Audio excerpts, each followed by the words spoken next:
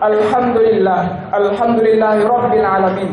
Wassalatu wassalamu ala asrofil anbiya wal mursalin wa ala alihi wa sahbihi rasulillahi ajma'in. Asyhadu an la ilaha illallah wahdahu la syarika lah wa asyhadu anna Muhammadan abduhu wa rasuluh la nabiyya ba'da. Pertama, marilah kita panjatkan puji dan syukur atas kehadirat Allah yang Maha Kuasa, yang mana pada malam yang berbahagia ini kita dapat berkumpul di Masjid Al-Barokah yang kita cintai ini dalam rangka peringatan Isra dan Mi'raj Nabi Muhammad SAW tahun 1445 Hijriah. Salawat beriringan salam tak lupa pula kita sampaikan kepada junjungan alam yakni Nabi besar Muhammad sallallahu alaihi wasallam dengan mengucapkan Allahumma sholli ala sayyidina Muhammad wa ala ali sayyidina Muhammad. Marilah kita buka acara pada malam hari ini dengan membacakan basmalah. Bismillahirrahmanirrahim. Acara pertama, pembacaan ayat suci Al-Quran yang disampaikan oleh Al-Ustaz Mudarsyah Esos. Kepadanya disilahkan.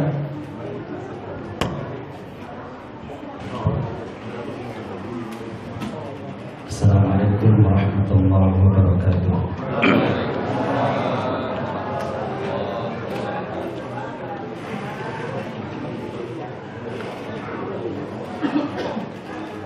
A'udzu billahi minasy syaithanir rajim.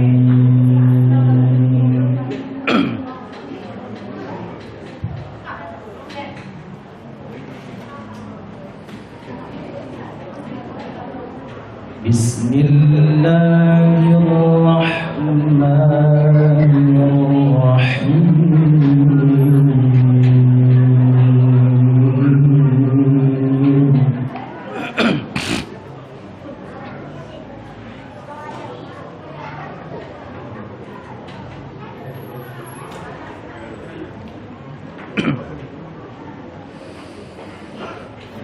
Subhanalladzi asra bi'abdihi laylan minal masjidil haram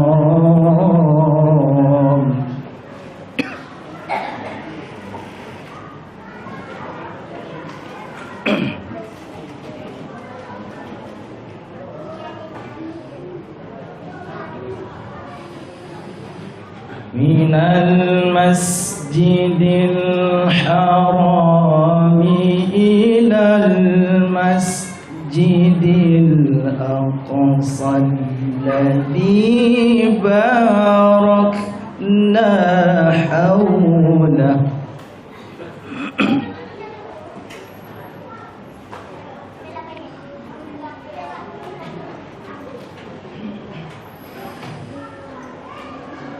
Alladzi barakna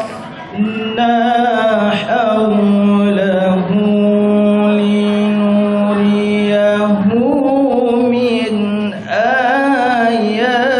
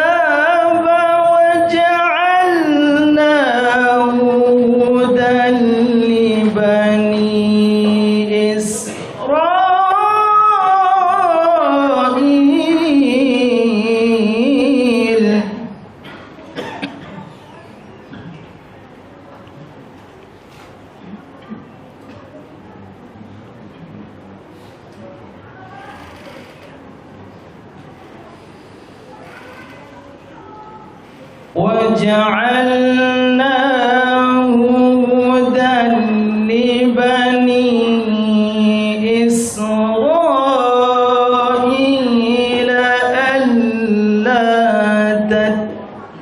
تتخذوا من دوني وكيلا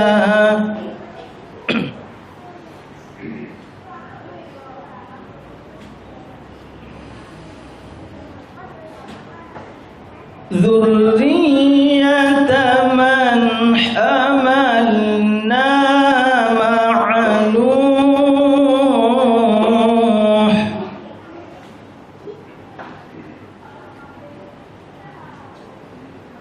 إنه كان عبدا شكورا صدق الله العظيم. Assalamualaikum warahmatullahi wabarakatuh. Terima kasih kepada Ustadz Huda Syihab. Semoga apa yang beliau bacakan dapat menjadi keberkahan bagi kita yang mendengarkan. Acara selanjutnya, kata sambutan oleh Ketua Masjid Al-Barokah yang ini disampaikan oleh Bapak Amiruddin AMD. Kepadanya disilahkan.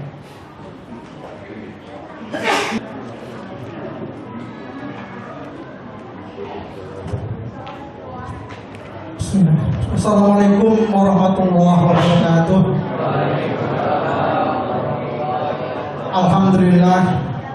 Alhamdulillahilladzi arsala rasulahu bil huda wa dinil haq liyudhhirahu 'alal kulli walau karihal kafirun. Asyhadu an la ilaha illallah wa asyhadu anna Muhammadan abduhu rasuluh. Alhamdulillah, kita panjatkan kehadirat Allah SWT bahwasanya sampai kesempatan kali ini kita masih diberikan kesehatan dan kesempatan sehingga bisa sama-sama hadir di masjid kita ini guna melakukan peringatan Isra dan Mi'raj Nabi Muhammad SAW. Kemudian salawat dan salam tak lupa marilah kita kirimkan kepada junjungan kita Nabi besar Muhammad SAW dengan surat Risina Muhammad. Yang kami hormati Bapak Al-Ustadz Haji Suryandi LCMA yang sudah hadir di hadapan kita. Kemudian yang kami hormati Bapak Ketua RW 07, yang kami hormati Bapak Ketua RT 02, Bapak Ketua RT 03, dan Bapak Ketua RT 05. Kemudian yang kami hormati pengurus dan jamaah dari Musola Baitul Fajar, yang kami hormati pengurus dan jamaah dari Musola Al-Muhajirin. Kemudian yang kami hormati rekan-rekan pengurus Masjid Al-Barokah, kemudian yang kita muliakan Bapak dan Ibu Guru jamaah rahimahumullah. Alhamdulillah, pada kesempatan kali ini kita bisa ramai berkumpul di masjid kita ini. Alhamdulillah, jamaah juga ramai.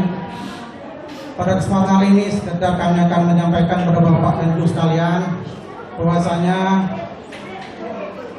rutinitas kegiatan masjid kita tetap kita laksanakan, diantaranya adalah kajian-kajian rutin tiap Kamis malam Jumat tetap kita laksanakan, kemudian kajian rutin akad subuh dan pengajian untuk anak-anak dan tahsin tetap kita laksanakan. Kemudian pada kesempatan ini juga kami sekali lagi mengimbau dan mengajak kepada Bapak dan Ibu jamaah sekalian untuk bisa sama-sama meramaikan sholat berjamaah di masjid kita ini. Alhamdulillah, tiap harinya mungkin ada 3 saf, 4 saf ke bawah dan ada sekitar 2 saf ibu-ibu. Marilah kita jaga dan kita tingkatkan. Marilah sholat wajib berjamaah di masjid ini marilah kita jadikan rutinitas dan jadikan kita kebutuhan. Semoga ini bisa menjadi celengan untuk ibadah kita di akhir nanti. Demikian saja karena waktu yang sudah lumayan malam. Itu kami mohon maaf. Assalamualaikum warahmatullahi wabarakatuh. Terima kasih kepada Bapak Amiruddin yang telah menyampaikan informasinya. Acara selanjutnya kata sambutan oleh Ketua RW 07 Sialang Sakti kepada Bapak Haji Jerry Yuzar SH, disilahkan. Assalamualaikum warahmatullahi wabarakatuh. Alhamdulillah, masyukurillah, wala hawla wala quwwata illa billah. Asyhadu an la ilaha illallah wa la syarika lahu wa asyhadu anna Muhammadan abduhu wa rasuluh. Pertama puji syukur kita panjatkan kepada Allah Subhanahu wa taala. Salam dan salam kita sampaikan pada junjungan Rasul besar Muhammad sallallahu alaihi wasallam dengan melafaz Allahumma shalli ala Muhammad wa ala ali Muhammad. Yang kami hormati Bapak Ustaz Haji Suryadi Kemala LCMA yang alhamdulillah telah hadir memenuhi undangan dari pengurus dan jemaah. Yang kami hormati Ketua Masjid, Ketua Pengurus, Ketua RT, Ketua Mushola, dan juga Bapak-bapak, Ibu-ibu, para jemaah. Dalam kesempatan ini pertama ingin saya sampaikan bahwasanya kemarin ada beberapa waktu yang lalu saya ada men-share masalah bangunan yang kebetulan berada di RT3 Gedung Serba Bangunan 207. Ada wacana kemarin untuk dijadikan kantor lurah Sialam Sakti. Namun untuk sementara ini mungkin kita pending karena prosesnya harus dihibahkan dulu ke BPKAD pada pengelola keuangan aset daerah Kota Pekanbaru. Asalnya dari warga hibah ke Siabulu, tidak terlacak, tidak terurus, dan kita coba ambil. Kemarin kita urus suratnya, dan itu surat atas nama saya, namun dalam kurung untuk dan atas nama warga 207. Jadi suratnya sampai ke lurah itu melalui lurah sampai 2 kali. Namun samping wacana itu ada juga warga yang menyampaikan baru yaitu kita pakainya untuk pertemuan kita karena ada perlukan gedungnya cukup representatif untuk tingkat warga kita. Jadi boleh jadi kita pending, apakah kita teruskan nanti karena memang keteruras dan perpanjang kontraknya di tempat yang sekarang ini karena menyewa. Jadi kita pending, apakah nanti kita teruskan atau kita batalkan, nanti kita minta nanti masukan dari Bapak Ibu. Itu yang pertama. Yang kedua, insya Allah nanti seperti yang kita ketahui 14 Februari hari Rabu itu kita ada pemilihan umum, itu nanti pencoblosan. Maka di tempat kita ini ada 7 TPS. TPS 31 di RT 1 biasanya dekat musola untuk buat TPS-nya untuk menuntut suara. TPS 32, 33 di RT 2 biasanya di lapangan poli. TPS 34 di RT 3 itu biasanya dekat Seponyono. Kemudian TPS 35 di RT 4, TPS 36 di RT 5, baru yang 36, dan TPS 37 di RT 6.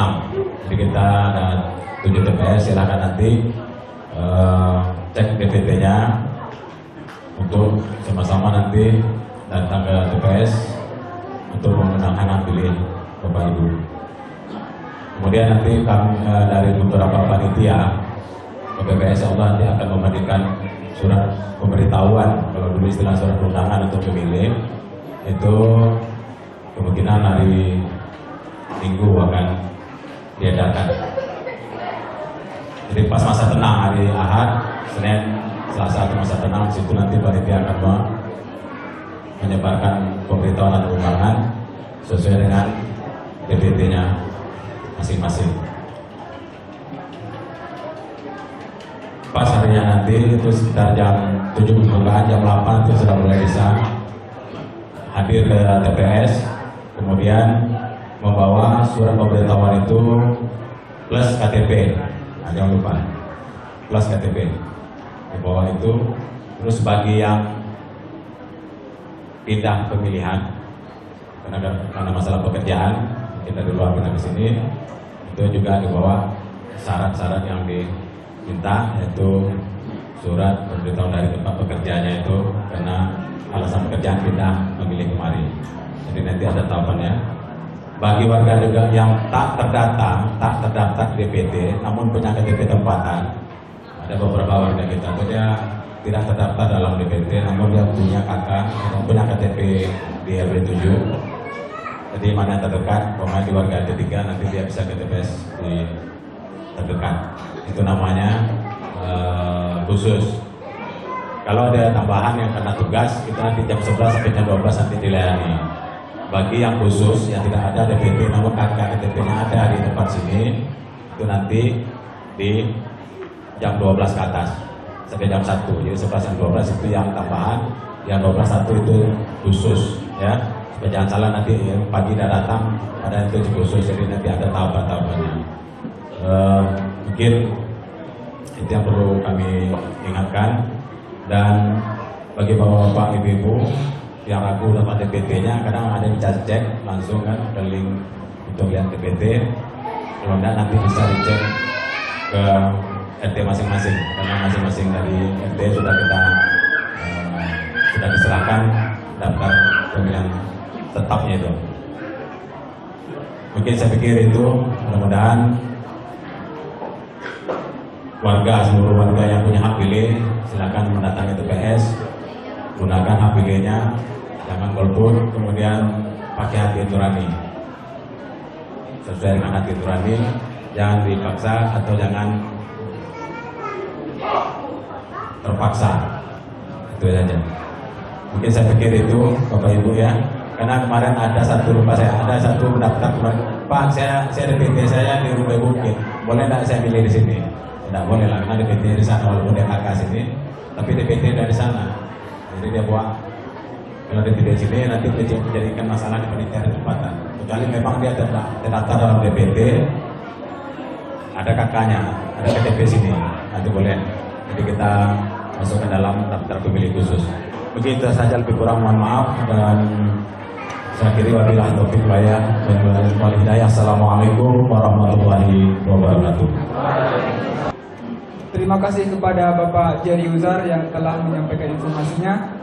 Acara selanjutnya yaitu acara utama kita pada malam hari ini, yaitu ceramah agama peringatan Isra Mi'raj Nabi Muhammad SAW, dan diakhiri dengan doa yang akan disampaikan oleh Ustadz Haji Suryandi LCMA. Kepadanya disilahkan. Warahmatullahi wabarakatuh.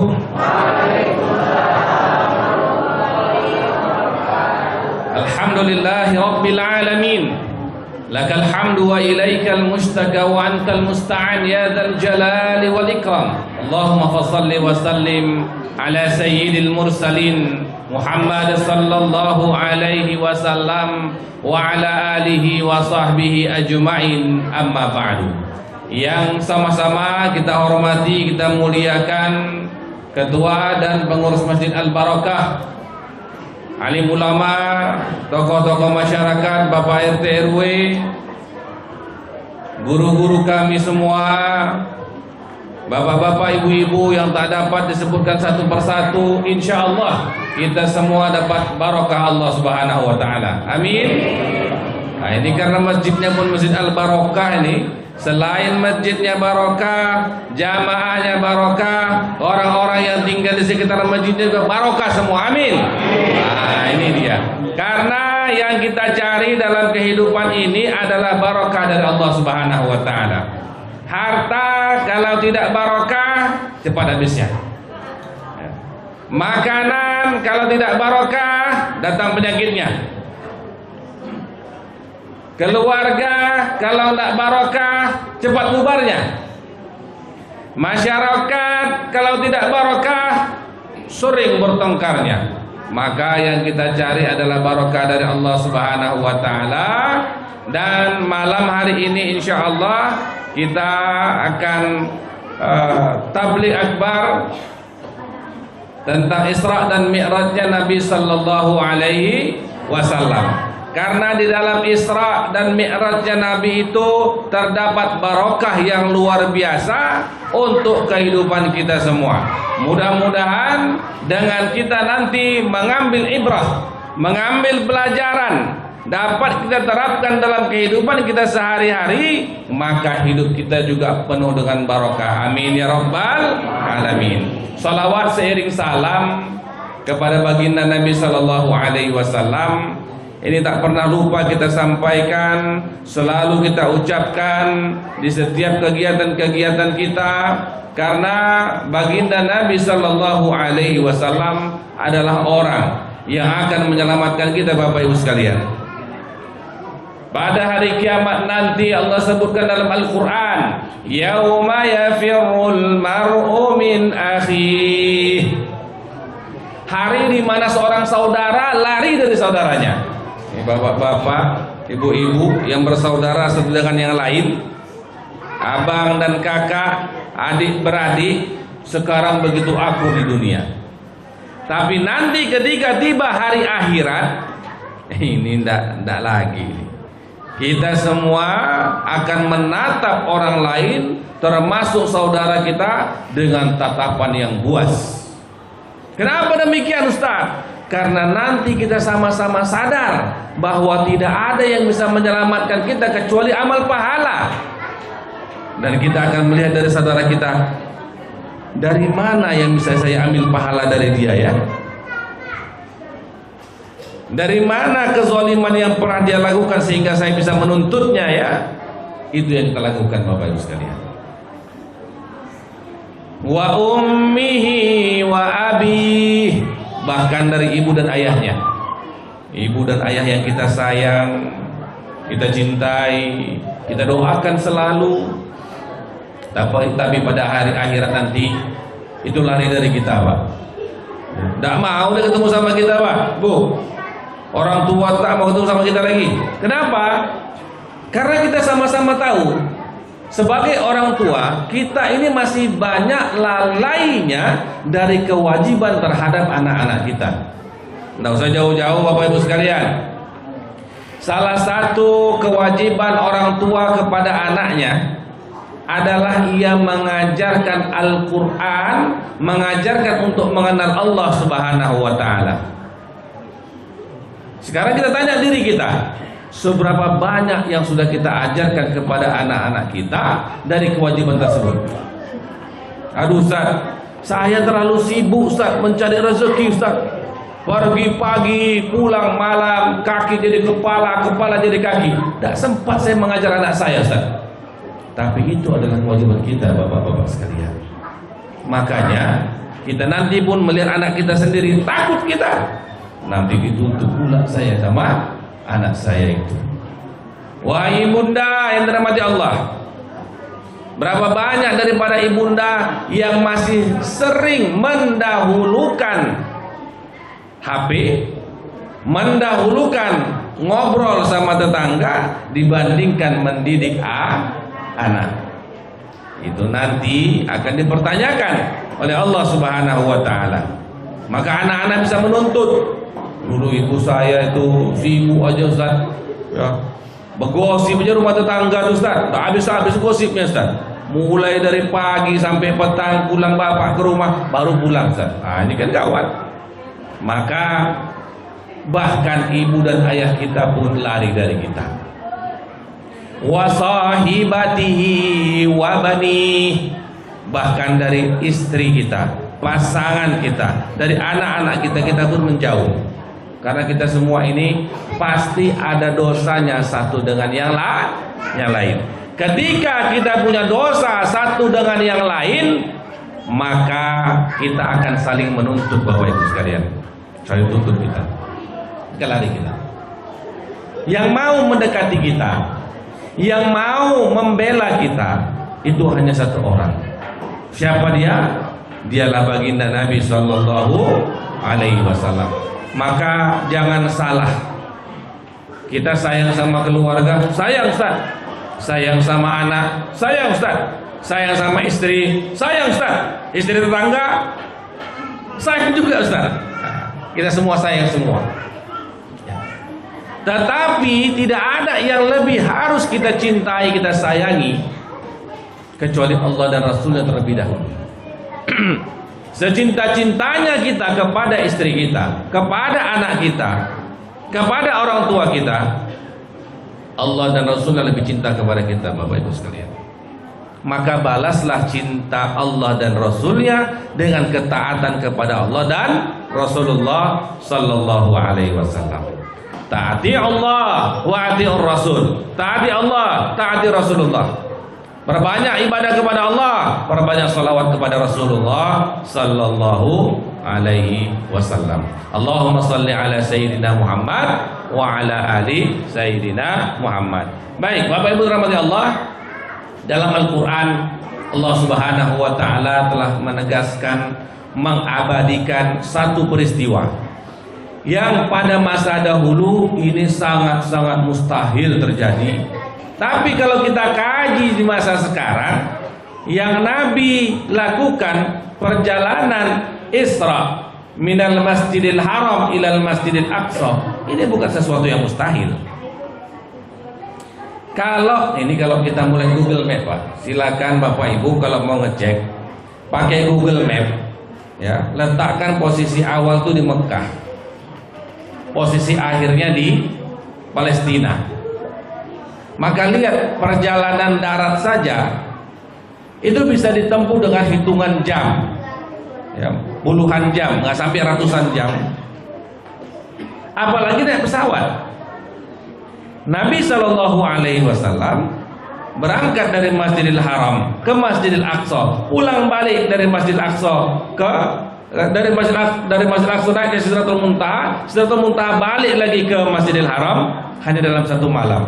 Kalau hitung saja, andai kita menghitung Makkah ke Yerusalem, ke Al-Quds, ke Palestina, balik lagi ke Mekah, itu tidak sampai 5 jam pulang balik. Naik pesawat tapi, ya, kalau naik pesawat. Jadi kalau di masa sekarang kita kaji Isra-nya Nabi Shallallahu Alaihi Wasallam, itu bukan hal yang mustahil. Tapi pada masa dahulu, ini mustahil betul ini. Ya, bagaimana ceritanya perjalanan pakai unta, pakai kuda yang ditempuh selama 1 bulan bisa ditempuh dalam satu malam. Maka Allah abadikan Al-Quran dalam Al-Quran surah Al-Isra ayat pertama. A'udzubillahi minasyaitonirrajim. Bismillahirrahmanirrahim. Subhanalladzi. Allah memulai dengan kata subhana. Maksudnya Allah. Asra bi'abdihi, memperjalankan hambanya. Bukan Nabi yang berjalan, tapi Nabi dibawa oleh Allah Subhanahu wa taala.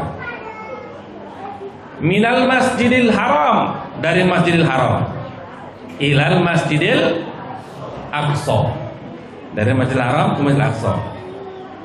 Alladzi barakna haulahu, yang telah kami berkahi sekelilingnya. Linuriyahu min ayatina, untuk kami perlihatkan tanda-tanda kebesaran kami. Innahu huwas samiul basir. Dialah yang maha mendengar lagi maha melihat. Nah, baik Bapak Ibu rahmati Allah, kita sudah sering dengar cerita tentang Isra dan Mi'rajnya Nabi, naik ke sana, naik ke langit, ya, macam-macam, subhanallah. Tapi adakah kita sadari Bapak Ibu sekalian, kenapa Allah memperjalankan Nabi Isra dan Mi'raj?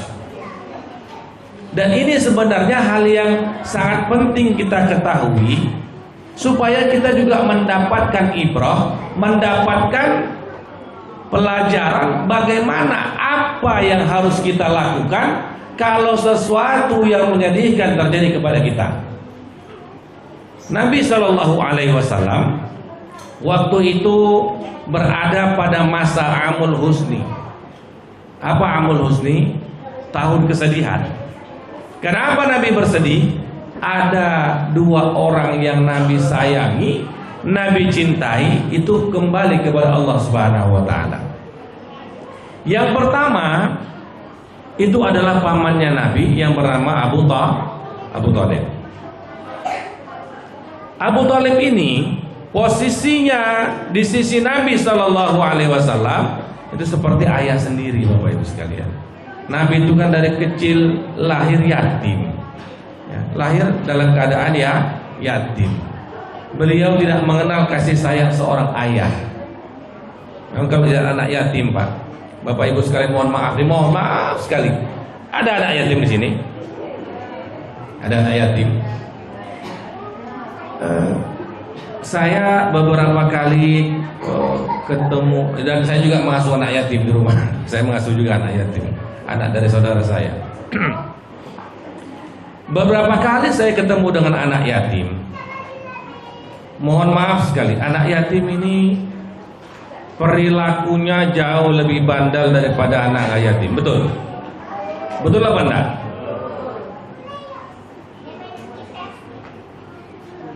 ada jamaah saya sekali waktu ingin dapat Pak, pahala mengasuh anak yatim Pak. Jadi bagaimanalah yang namanya pahala kita bisa dekat dengan Nabi di surga. Ana wa kafil yatimi kahataini fil jannah. Kata Nabi gitu. Dekat seperti ini orang yang menjadi kafil. Kafil itu orang yang bukan menyantuni saja, itu artinya kafil itu orang yang menanggung jawabi anak yatim. Itu namanya kafil. Maka jamaah saya ini dibawanya lah seorang anak yatim dari daerah untuk tinggal di rumahnya. Tidurnya di satu kamar yang sama dengan kamar anak laki-lakinya. Anak sama yang bukan anak sama. Ya, saya tali pinggang Pak. Tetap tali pinggang. Ya, karena nggak sanggup juga saya mau pakai rotan kan, tali pinggang. Tapi tali pinggangnya yang model lembek itu Pak. Suaranya besar, sakitnya enggak. Tapi kalau anak-anak dengan suara besar itu kan ada. Nah, ketika sosok ayah itu ada, ternyata ini bisa tegak dia Pak. Anak ini alhamdulillah bahkan mampu menyaingi anak-anak saya. Nilainya bagus, hafalannya bagus, 1 juz sudah hafal dia. Alhamdulillah. Dulu mah hafal Pak 30 hampir tak lulus Pak. Alhamdulillah. Ya, ternyata sosok seorang ayah itu begitu penting. Nabi SAW menemukan sosok pengganti ayahnya pada diri Abu Thalib. Bahkan ketika Nabi dewasa, mulai dewasa, masih remaja, siapa yang mengajarkan dan mengajak Nabi untuk berdagang? Abu Thalib. Yang ngajarin Nabi berdagang itu Abu Thalib. Diajak berdagang ke negeri Syam. Kemudian ketika Nabi Muhammad SAW menerima wahyu, kemudian mendakwahkan agama ini, Abu Thalib termasuk orang yang tidak beriman. Tapi Abu Thalib tetap membela Nabi. Ini luar biasa. Sosok ayah itu ada di diri Abu Thalib. Makanya Nabi SAW menganggap Abu Thalib seperti ayahnya sendiri. Dan Abu Thalib pun menganggap Nabi Muhammad sama seperti anak-anak yang lain, sama seperti Ali radhiyallahu anhu, sama. Makanya ketika Abu Thalib ini meninggal, dan Abu Thalib meninggal dalam keadaan yang tidak beriman kepada Allah Subhanahu wa taala. Itu dalam riwayat yang sahih demikian. Walaupun ada pendapat mengatakan Abu Thalib sempat beriman wallahu a'lam, tapi riwayat yang sahih menyebutkan belum sempat. Ya, dalam riwayat yang sahih. Menjelang ajalnya Abu Thalib, Nabi kan datang. Dalam riwayat yang sahih itu disebutkan demikian, Nabi datang. Ya am, wahai pamanku, qul la ilaha illallah. Katakanlah la ilaha illallah. Ucapkan sajalah la ilaha illallah. Wahajuka indallah. Aku akan menjadi orang yang akan membelamu di hadapan Allah Subhanahu wa taala. Karena banyak betul jasanya Abu Thalib. Tapi ingat Bapak Ibu sekalian, di mana ada bisikan Nabi, di sana ada bisikan Abu Jahal dan Abu Lahab. Datanglah Abu Jahal, Abu Lahab tuh. Abu Thalib katanya, "Targhab an millati Abdul Muthalib." Abu Thalib, kau sudah mau mati. Sekarang kau lari pula dari agama ayahmu Abdul Muthalib. Begitu Pak, gengsi.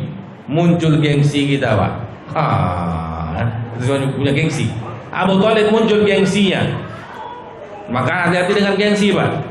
Ya, hati-hati dengan gengsi. Pak, ayolah Pak kita ke masjid. Saya malaslah ke masjid. Segan saya sesekali ke masjid. Segan pula sesekali ke masjid. Padahal nanti kalau mati juga ke masjid juga kan? Cuma bedanya kalau masih hidup jalan sendiri, kalau sudah mati digotong rame-rame Pak. Maka jangan gengsi. Abu Thalib dibilang seperti itu, tidak mau dia. Biarlah wahai kemenakanku, biarlah aku seperti mana ya seperti ini. Ayatnya tidak juga mengucapkan la ilaha illallah. Maka double kesusahan hati Nabi itu. Sedihnya Nabi itu double. Kalau namanya manusia, semua pasti mati. Kullu nafsin dha'iqatul maut. Tapi tidak ada yang lebih menyedihkan Bapak Ibu sekalian, lebih daripada kehilangan orang yang kita cintai, dan orang yang kita cintai ini tak bisa bersama dengan kita di akhirat. Gak bisa. Kenapa? Tidak satu iman. Kenapa saya bisa katakan demikian? Opung saya, ayah dari ayah saya,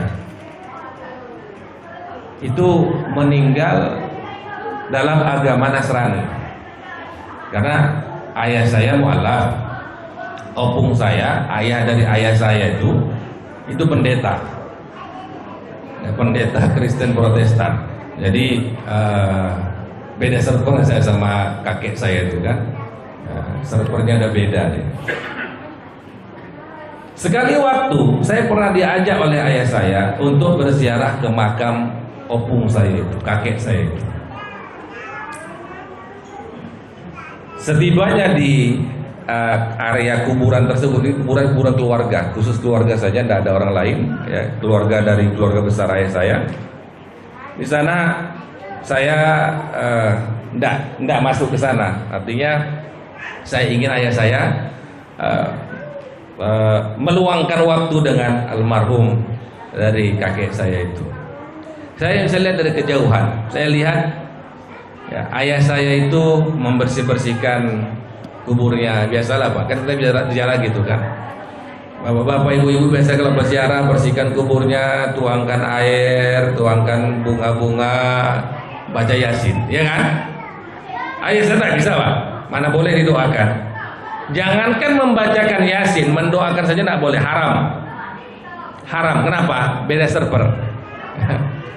Kita Muslim, dia Kristen. Saya lihat dari wajah ayah saya betapa sedihnya ayah saya waktu itu. Kenapa? Bahkan untuk mengangkat tangan saja mendoakan Allahumma ighfir lahu tak boleh, haram. Saya hanya lihat dari kejauhan, melihat sedih hati saya sedih juga. Ketika selesai bersihkan kuburan, saya tanya sama ayah saya, Bapak ada mendoakan opung? Ya, saya pancing begitu. Kan kita nggak boleh mendoakan, kata ayah saya. Ayalah, saya memastikan saja, ya boleh doakan pula kan. Nabi SAW adalah orang yang Allah berikan amanah menyampaikan hidayah ini kepada umat seluruhnya. Tapi orang yang dianggap seperti ayahnya tak bisa masuk ke dalam Islam. Ini jauh lebih sakit Pak Bu, lebih sakit, lebih sakit. Makanya kesedihan Nabi itu bukan hanya sekedar karena sebuah kehilangan, bukan. Karena ketika kehilangan orang yang beliau cintai tidak masuk Islam. Saya sebagai Dewan Pengawas Syariah di Rumah Sakit Profesor Dr. Tabrani dan Rumah Sakit Zainab, setiap orang yang pada fase sakaratul maut kita selalu usahakan untuk talkinkan Pak. Ya, ada yang mengucap, banyak juga yang tidak. Tapi beberapa waktu yang lalu kawan saya sesama dai ya, sakit Pak, koma. Yang saya sedihkan bukan karena beliau koma dan kemudian wafat, bukan itu. Karena saya yakin beliau orang baik, insya Allah ya. Tapi yang saya sedihkan satu aja. Kenapa ketika keadaan sakaratul maut beliau keadaan koma dibawa ke Santa Maria? Kalau di rumah sakit kita Pak, orang mau sakaratul maut kita talkinkan. Kalau di Santa Maria ditalkinkan. Itu kan bukan rumah sakit Islam kan? Tidak mungkin ditalkinkan, tidak mungkin biarawat itu datang. La ilaha illallah, masuk Islam dia Pak. Ini nggak pakai mic dulu ya. Ada kejadian di salah satu rumah sakit Pak, rumah sakit Islam, masa-masa COVID. Anggota saya, loh sebut pula ya. Subhanallah. Jadi Nabi itu sedihnya yang makin bertambah-tambah karena hal itu. Itu yang pertama. Yang kedua, di dalam Amul Husni tadi, yang meninggal itu adalah orang yang selalu mensupport Nabi dari dalam rumah. Kalau tadi yang selalu membela Nabi di luar rumah, Abu Thalib, sekarang yang meninggal seseorang yang berada di dalam rumahnya. Ibunda yang dirahmati Allah, ini saya pesan untuk ibu-ibu nih.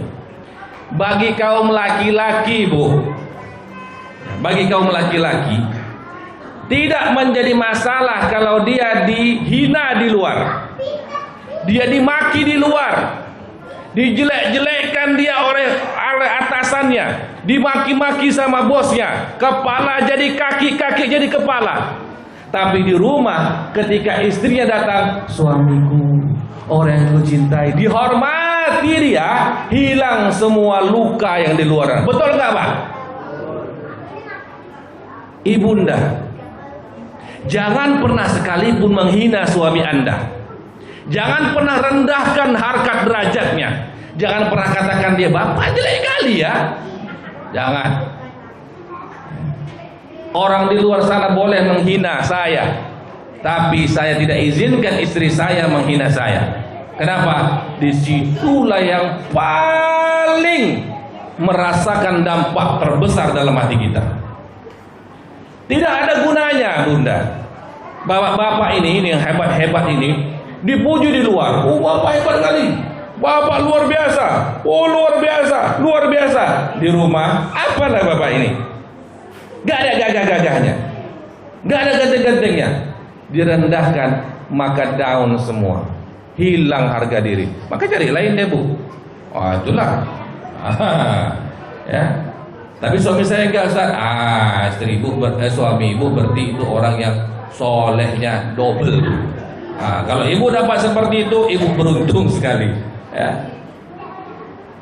Nabi SAW dihina di luar. Nabi dimaki, Nabi dilempari, tapi ketika tiba di rumahnya ada seseorang malaikat di rumah Nabi. Malaikat tak bersayap yang datang ketika Nabi dalam keadaan susah, dia yang memeluk Nabi. Dia yang menyayangi Nabi, menghibur Nabi, membesar-besarkan hati Nabi. Saya sering cerita kalau lagi bawa jamaah, kita biasa setelah ziarah di kota Mekah, kita akan pulang, akan melewati kuburan Ma'la namanya. Di kuburan Ma'la itu dikebumikan Sayyidah Khadijah. Saya sering cerita ini kalau di bus itu. Sayyidah Khadijah itu adalah sosok malaikat tak bersayap di rumah Nabi SAW. Kenapa? Nabi ketika menerima wahyu yang pertama, Nabi itu berada di Gua Hira, ya, di puncak Jabal Nur itu, agak naik sampai ke atas, turun sedikit ke bawah, masuk ke dalam gua. Saya kemarin umroh, saya ke sana, Pak. Ya, usia 40. Saya kemarin baru ulang tahun 40 tahun, naik ke atas. Ya, mendakinya 2,63 kilo, saya hitung pakai jam. Naik ke atas, ya. Memang luar biasa capeknya. Nabi di atas sana menerima wahyu untuk pertama sekali, bertemu Jibril dengan wujud yang luar biasa. Nabi shock. Nabi capek naik ke sana. Nabi turun dengan tergesa-gesa. Itu padahal sekarang, Pak, itu udah dibuat tangga-tangganya landai. Kalau dulu masih batu-batu. Nah, terbayang sama saya, hebat betul Nabi manjat ini, saya pikir. Ya, hebat betul Nabi. Ya, saya ngos-ngosan itu pakai tangga itu. Nabi turun dari atas, pulang ke rumahnya, ketemu dengan Sayyidah Khadijah radhiyallahu anha. Dalam Nabi keadaan yartajif, bergetar. Tidak pernah Sayyidah Khadijah itu, kenapa Muhammad? Ada apa denganmu? Kenapa kau seperti? Tidak begitu. Itu ibu-ibu zaman sekarang tuh. Kenapa, Pak? Ada apa sama Abang? Kenapa Abang pucat kali? Belum lagi apa-apa. Nah, udah lawak pucat, ditambah pucat lagi sama istri. Sayyidah Khadijah langsung memeluk Nabi, dibawa Nabi ke kamar, diselimuti Nabi. Tidak pernah ditanya satu patah kata pun, nggak ditanya. Kenapa? Sifat laki-laki ini, Bu, kalau ada masalah, tidak usah ditanya. Makin ditanya, makin pening menjawabnya. Begitu kalau laki-laki ini, Bu. Biarkan laki-laki ini menyelesaikan dulu dalam otaknya. Selesai dulu masalah ini, nanti akan cerita sendiri itu. Betul Pak ya? Kalau kita Pak ditanya lagi ada masalah, kita di kantor, dalam muka kita ya kan? Sampai ke rumah, ada apa Pak? Muka apa kok gitu kali? Ada apa? Abang ada masalah dengan kawan kantor? Abang ada masalah dengan makin berdenyut kepala ini kan, ditanya pula lagi. Nabi dibiarkan oleh Sayyidah Khadijah untuk menenangkan dirinya. Setelah Nabi dalam keadaan yang tenang, baru Sayyidah Khadijah mendengarkan apapun kata Nabi SAW. Nah, ini penting yang mendengar bunda. Ya, kadang-kadang bapak baru cerita sebentar, ibu udah menyambung, disaut pula lagi. Bu, bapak mau cerita. Iya, ceritalah. Lama kali bapak cerita terus. Iya. Tadi bapak ke kantor begini. Kenapa bapak ke kantor? Jadi kerjalah. Ya, ada mulai berbantah-bantah. Nah, jadi ada cerita, berdebat yang ada. Ya. Sayyidah Khadijah dia mendengarkan apa kata Nabi. Ya. Sampai yang Nabi ceritakan kan sesuatu nggak masuk akal. Ketemu dengan malaikat Jibril. Ya. Kemudian malaikat Jibril itu besar. Malaikat Jibril kemudian aku dipeluknya. Ini kan cerita nggak masuk di dalam akal. Sayyidah Khadijah nggak langsung menolak, Bu. Kalau ibu-ibu mungkin di posisi itu, alah apa cerita bapaknya, bapak udah gila kayaknya, kan begitu. Ya. Nah, untunglah istri Nabi itu Sayyidah Khadijah. Nah, itulah didengarkan. Nah, ketika Sayyidah Khadijah pun tak sanggup dan memikirkan, ini nggak paham, cerita ini nggak paham, nggak masuk akal saya. Apa kata Sayyidah Khadijah? Ya. Apa kata Sayyidah Khadijah? Ayo kita tanya kepada saudaraku Waraqah bin Naufal, dia lebih paham daripada saya. Hendak ditolak mentah-mentah, tapi dicarikan jalan keluar siapa yang lebih paham. Jadi Nabi nggak merasa ditolak. Ini masalah menolak, Bu. Laki-laki itu pantang ditolak, Bu. Apalagi yang menolak itu adalah istrinya sendiri. Panjang perkara kalau ditolak, Bu. Panjang. Enggak, sekarang kita cerita tolak menolak nih kan. Jangan ditolak, pokoknya diiyakan saja dulu. Ya, paham enggak paham? Iyakan. Bagus, iya Pak. Paham Ibu? Enggak. Iyakan aja dulu. Ya, yang penting dengar. Ya, yang penting dengar. Sudah. Nah, wanita yang seperti ini, yang ketika Nabi berdakwah, kemudian Nabi pulang, Nabi luka-luka, terus Nabi itu pernah sampai berkeluh, ini orang-orang Makkah ini tidak ada mau menerima saya nih. Ya, kayak mana ini? Sayyidah Khadijah mengatakan, enggak wahai suamiku, engkau ada orang-orang mulia, engkau orang baik, engkau orang yang menjalin silaturahim, enggak akan Allah tinggalkan engkau wahai suamiku. Tenanglah. Begitu disupport terus. Yang begini ketika hilang dari kehidupan Nabi, tidak ada yang menggantikannya. Makanya Sayyidah Khadijah itu, Bapak Ibu sekalian, meskipun Nabi punya istri-istri yang lain, ada berapa istri Nabi? Ada berapa? 11, bukan sedikit. 11 yang hidup bersama dengan Nabi, sama-sama hidupnya itu 9. Ya, 9, 2 sudah meninggal. Yang hidup bersama-sama 9. 9-9-nya ini yang paling dicintai Nabi Sayyidah Aisyah. Bahkan Sayyidah Aisyah yang paling Nabi cintai tidak bisa menyaingi dari Sayyidah Khadijah radhiyallahu anha. Istimewanya itu Sayyidah Khadijah. Makanya ketika wafat Nabi sangat sedih. Ya. Sangat sedih. Sudah sedih begitu, Nabi itu mencoba menghibur diri di Taif. Subhanallah. Ya. Awal mulanya Nabi itu diterima, Pak, sama pemimpin Bani Saqif. Diterima awalnya. Lihat kalau cerita kita panjangnya itu, awalnya diterima Nabi untuk dakwah ke sana karena sebagai tamu. Tapi ketika Nabi sampaikan bahwa saya membawa ajaran agama yang baru, ya, agama yang benar. Mereka tanya, apa yang harus kami lakukan kalau kami menerima agama baru ini? Kata Nabi, ati Allah wa atiur Rasul. Taati Allah, taati Rasulullah. Nah, disitulah baru kemudian pemimpin Taif ini menolak Nabi. Jadi ini bukan masalah percaya nggak percaya, Pak. Ini sudah ada namanya masalah kepentingan. Jadi Nabi ditolak di Taif itu bukan semata-mata mereka nggak mau nerima agama Islam, bukan. Pemimpinnya takut kalau Nabi itu diyakini sebagai seorang Nabi, lalu mereka harus ikut Nabi. Kami kan pemimpin di Taif ini, Mas. Kalau kami ikut kepada Muhammad, berarti kami bawahannya Muhammad. Makanya mereka nggak mau, Pak, Bu. Itu alasannya. Ya, jadi sudah ada namanya politik kepentingan di sana. Bukan murni masalah agama. Jadi kalaulah ada muncul konflik, Pak, di masyarakat, Pak, yang mana konfliknya itu atas nama agama, yakinlah itu bukan karena masalah agama. Pasti ada sesuatu di balik itu. Ada satu daerah terjadi konflik antara ada dua masjid. Masjid ini dekat, Pak. Dua masjid ini dekat. Satu masjid lama, satu masjid baru. Masjid yang baru ini awal mulanya adalah musola, kemudian jadi masjid.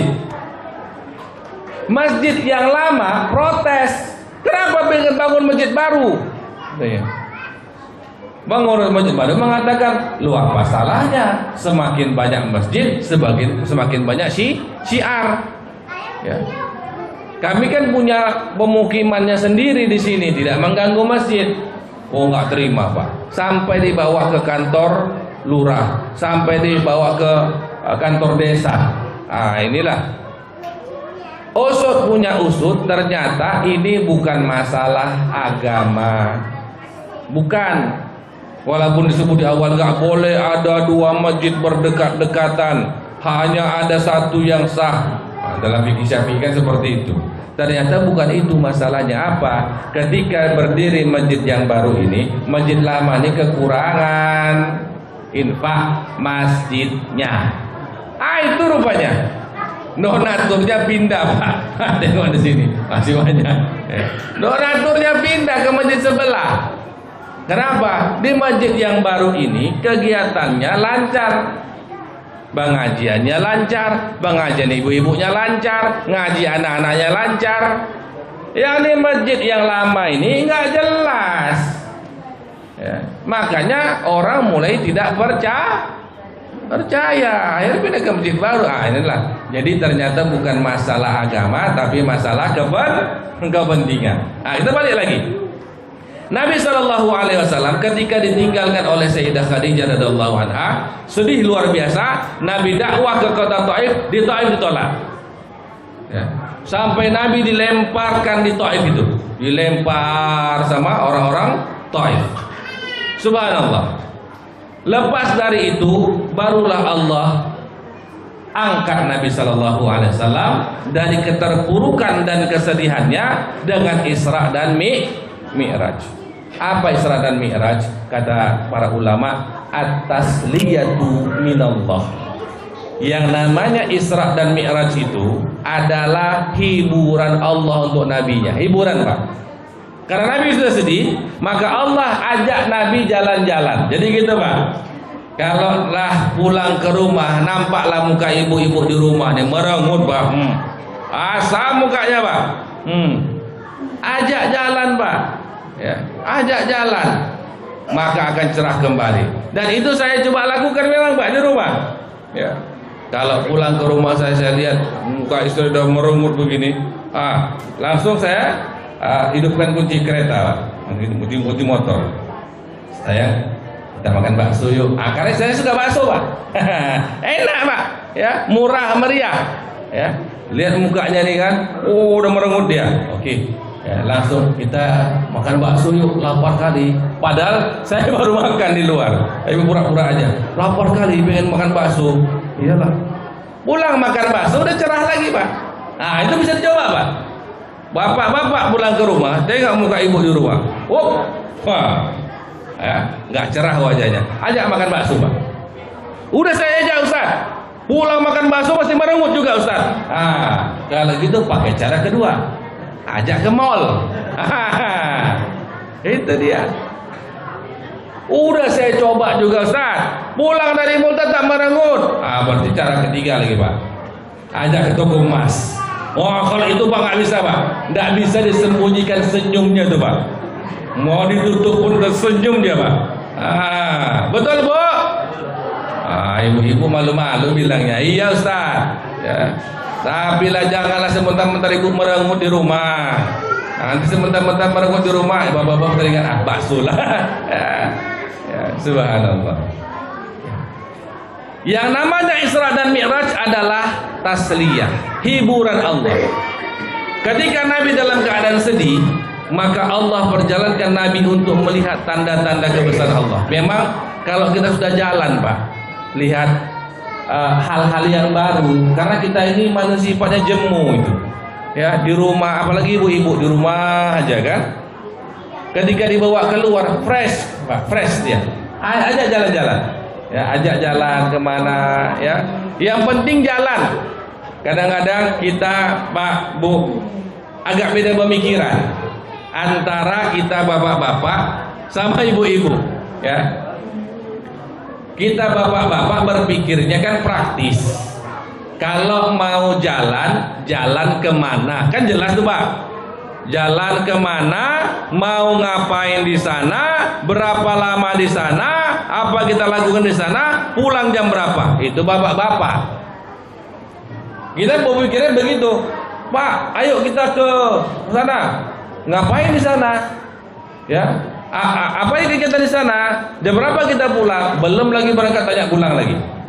Kalau ibu-ibu enggak, Pak. Ibu-ibu berpikirnya yang namanya jalan-jalan itu cuci mata itu aja.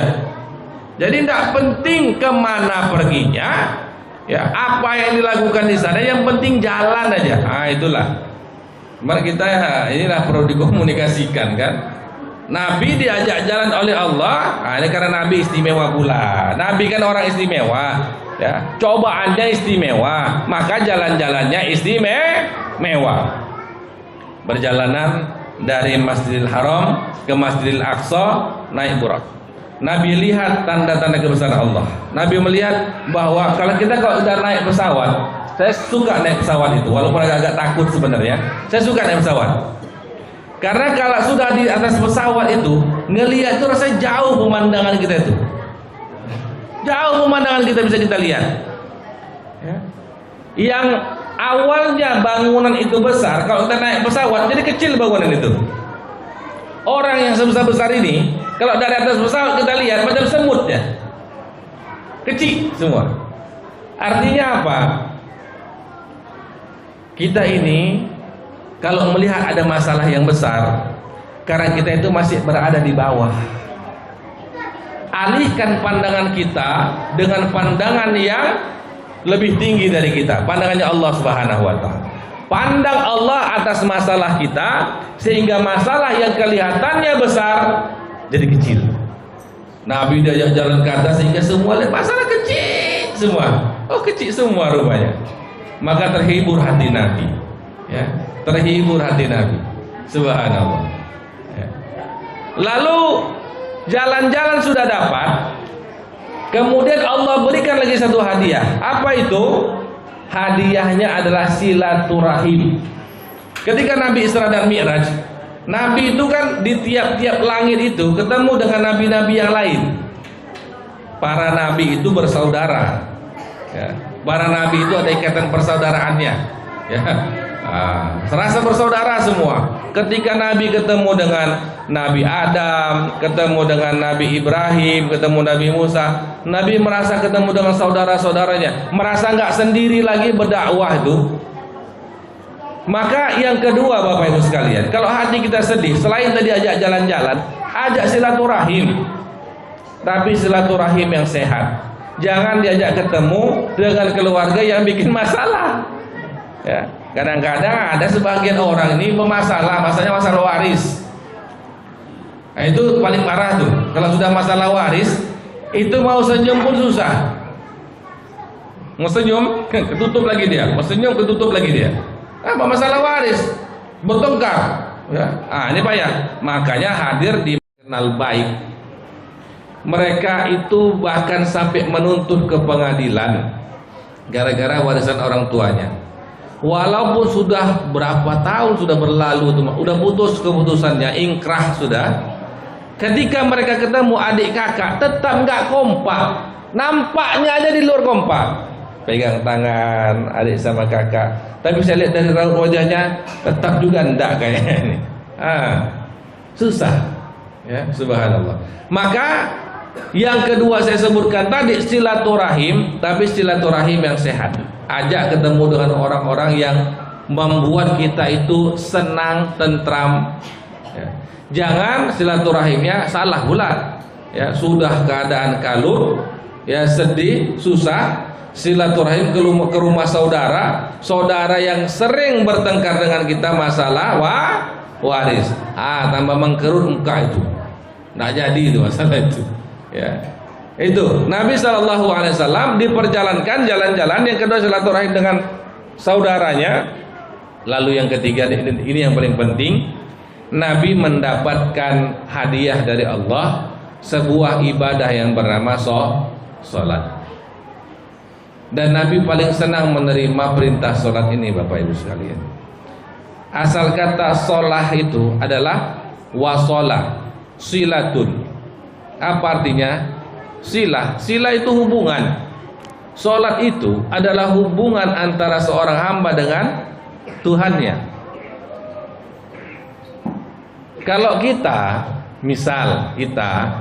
punya satu urusan, misal di kantor camat.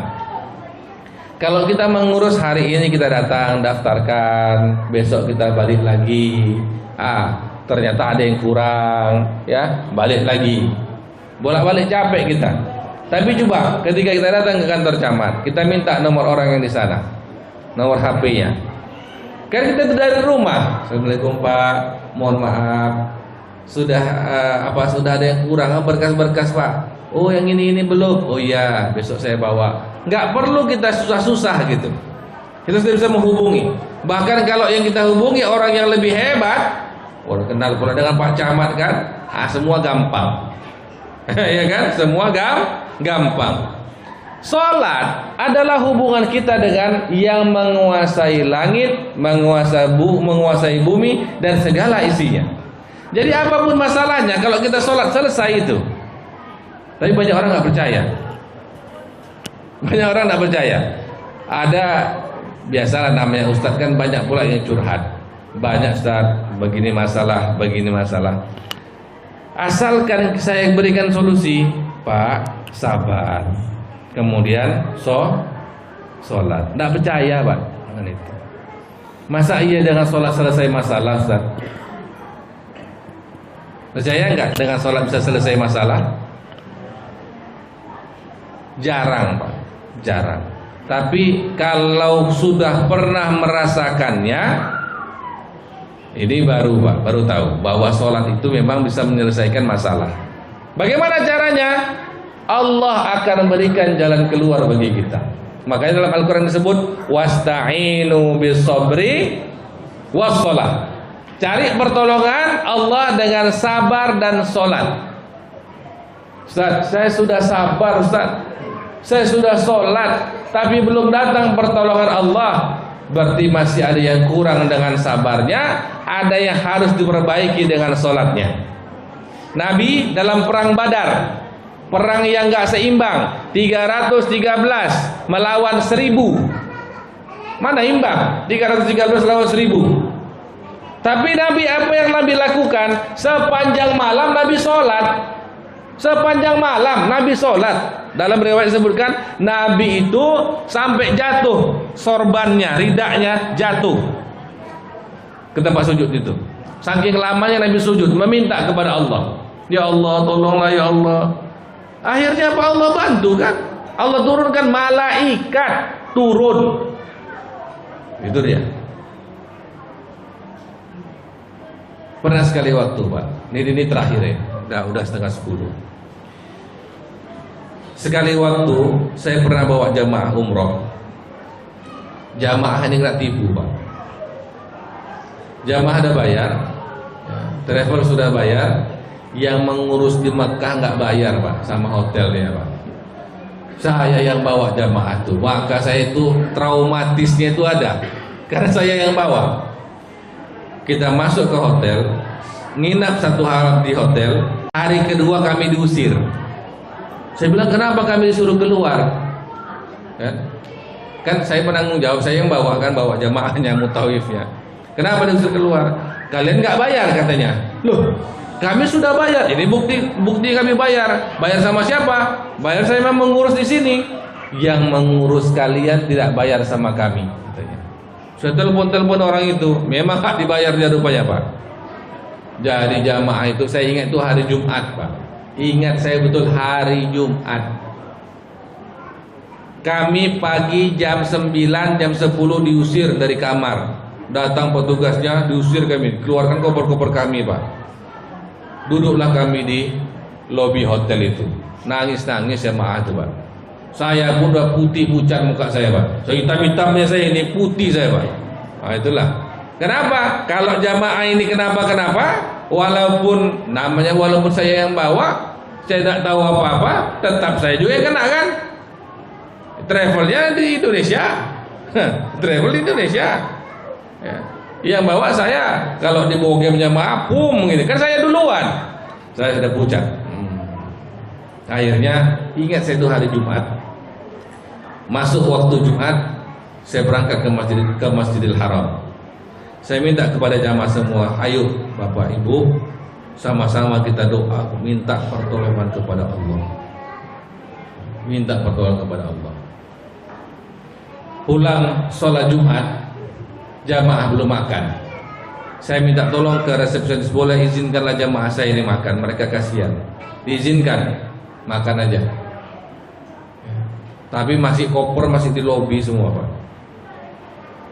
Setelah itu menjelang asar, saya sudah siap dengan segala konsekuensi. Saya mau dipukul lah saya.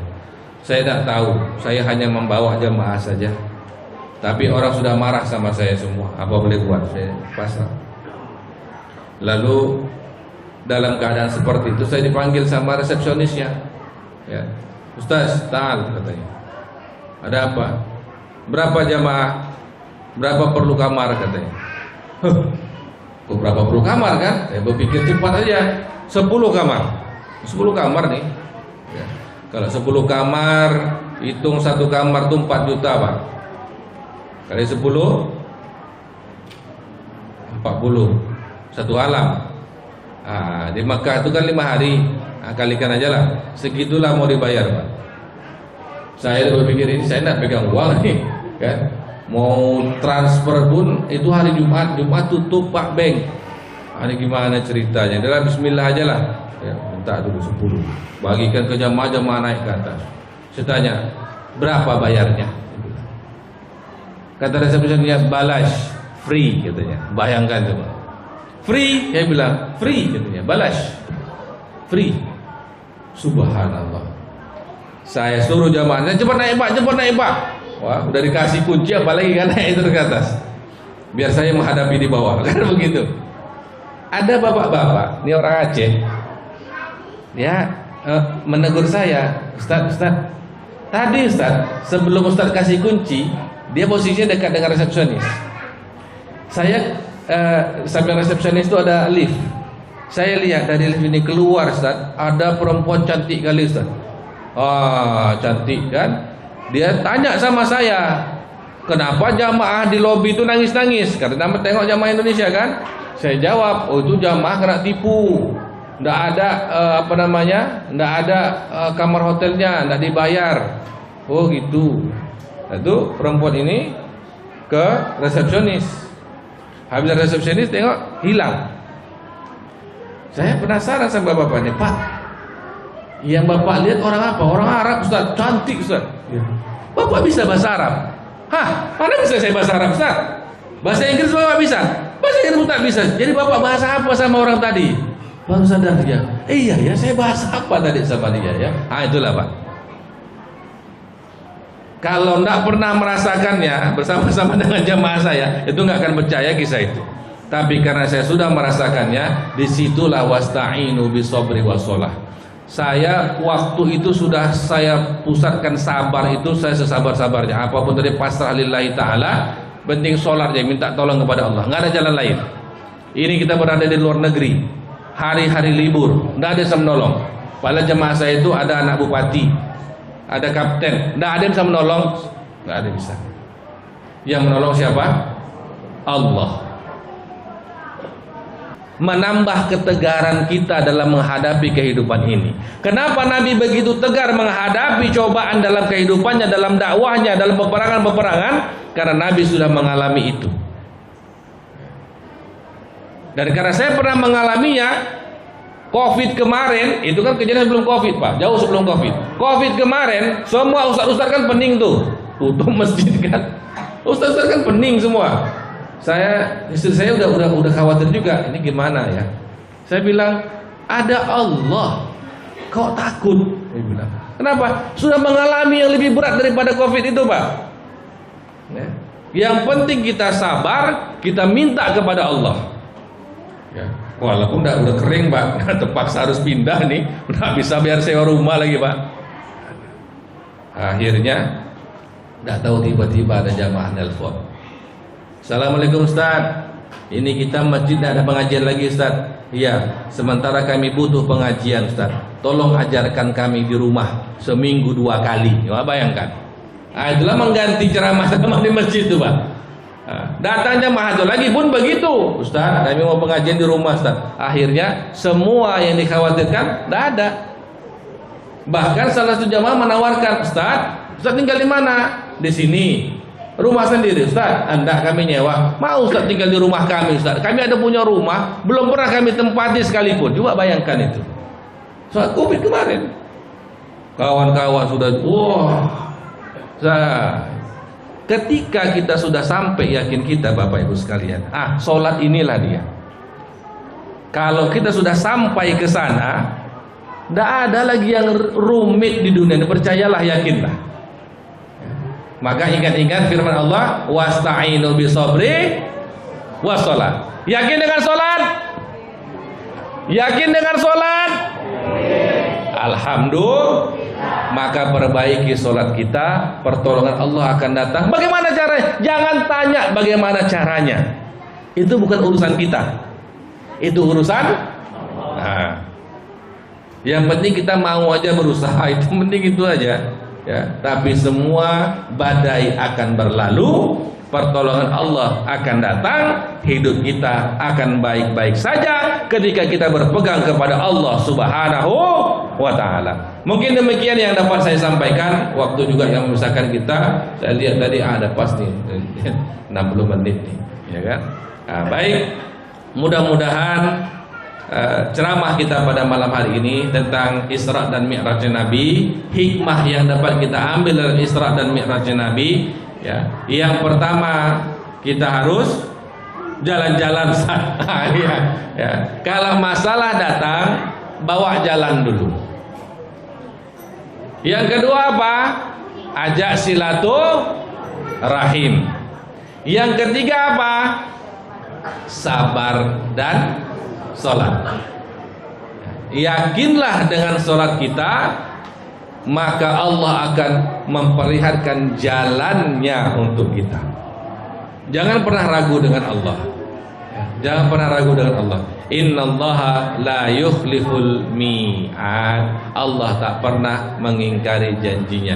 Kalau Allah dah sebutkan tolong, Allah akan tolong.